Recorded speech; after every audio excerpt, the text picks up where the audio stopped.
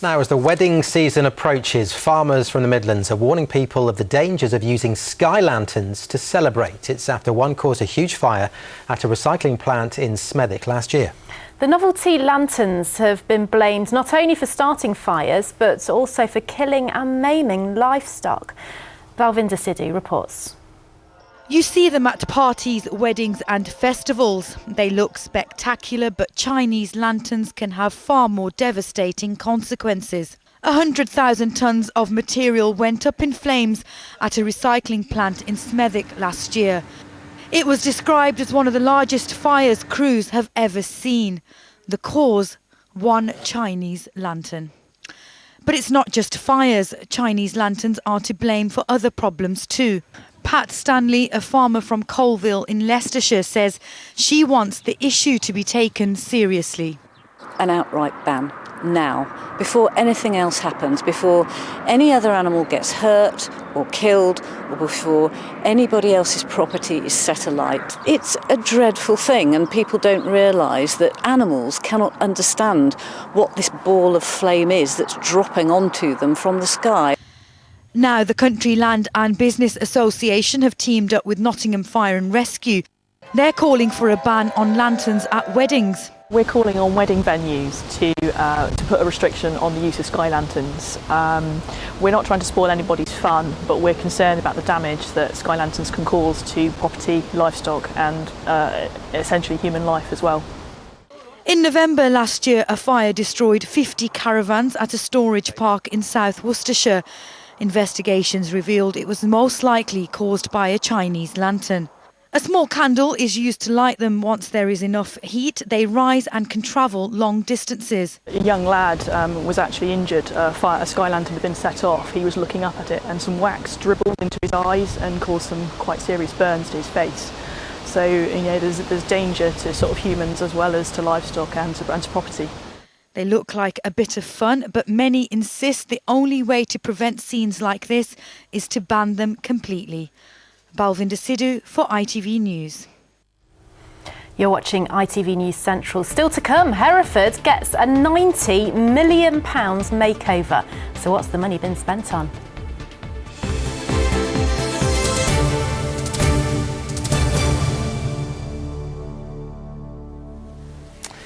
Now, more of us are choosing to holiday at home in Britain, but while we may have the second city, the Midlands is way behind the capital when it comes to attracting tourists. In fact, according to latest figures, the region has one of the lowest levels of tourism in the country. Victoria Davis reports. They call it glamping.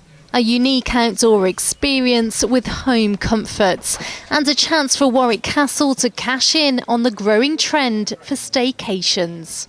We know there's huge demand. Last year, for example, we did this as a trial. It completely sold out. We had thousands of people that wanted to stay with us again. This year, that's led us to make a bigger and better camp. And I think it's really people are looking for this sort of unique accommodation experience. It's more than a room they want. They want something that's going to add to the sort of experience of their short breaks and just that sort of quality time spent together. But despite having some top attractions, the number of people staycating in the Midlands is still way below other regions.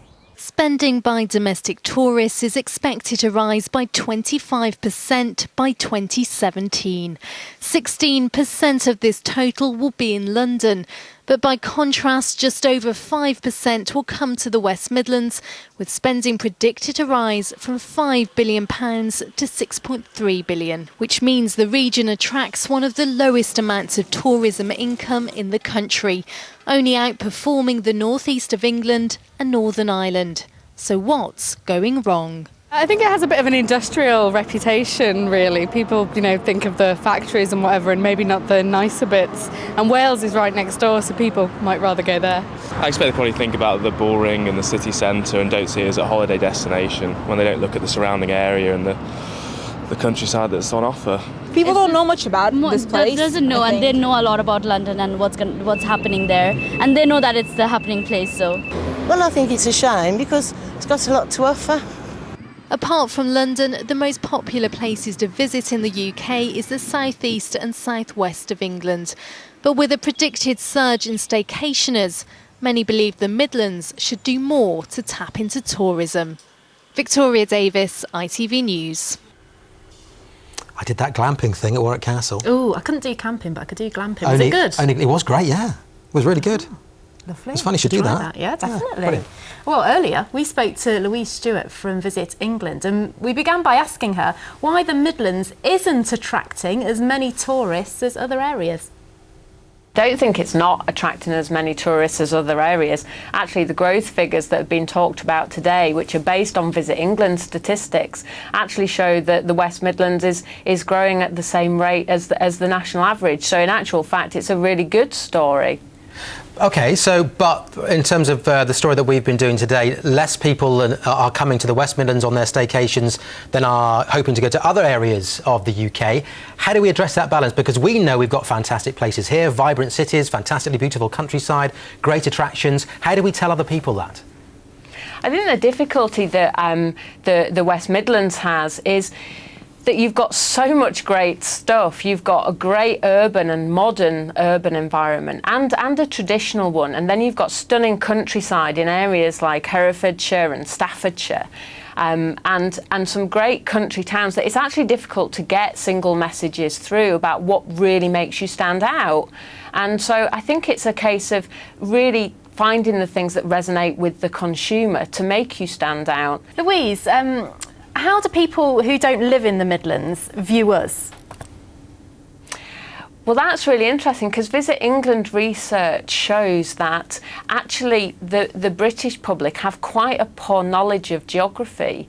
And in the area of the Midlands, a lot of our research shows that people just don't know it well enough. Their perceptions of it are actually, they don't know what there is to do there. There are places in our patch like Herefordshire, Worcestershire, Shropshire, the quieter areas that you almost don't want too spoiled by too many visitors, or is that the wrong way of looking at it? No, I think when we talk about growth in tourism, obviously we talk about growth in spend, and that relates to some extent to growth in numbers. But it's not appropriate to have growth, massive explosions in tourism numbers in all locations. Urban environments tend to be able to handle growth in numbers quite well. But those rural areas, actually, it spoils not only the experience for the visitors themselves who are going for that relaxing rural, well, not always relaxing, sometimes they're going for very active reasons, but it can also spoil it for the local community, and that's not something that we want to encourage. So it is finding the right balance of tourism growth for every area. OK, Louise, thank you very much for joining us. Thank you. So our geography might be the issue. Yes. Not being that bright. Let's move on. We don't know where we are. That's it. We don't know where we are. We've been asking your thoughts about the staycation breaks. There's a few of them for you now. Baz Sinclair from Willenhall in the Black Country says, as I live here, I'd rather visit the seaside, so I go to Wales, as they have some and we don't, which is a fair point. True, yeah. Tina Noon says it's cheaper to get on a plane to places where the weather is guaranteed to be nice. You just get ripped off in Britain. Prices to fairgrounds and such are a joke for families. And the last word goes to Caroline Wilkes from Yardley, who says, I'm holidaying in Derbyshire's Peak District. Beautiful place. Weather better be good. First holiday with our Dogs Trust rescue lurcher, Lexi. Can't wait, she says. Hope you have a great time. Thanks to everybody who got in touch with your thoughts today. Now, the national and international news is a few moments away. Mary Nightingale has the headlines for us. Unacceptable, outrageous and low. Russia hits back after claims Prince Charles compared President Putin to Hitler. The Russians claim the prince is part of a propaganda campaign against the situation in Ukraine, and they are demanding an explanation.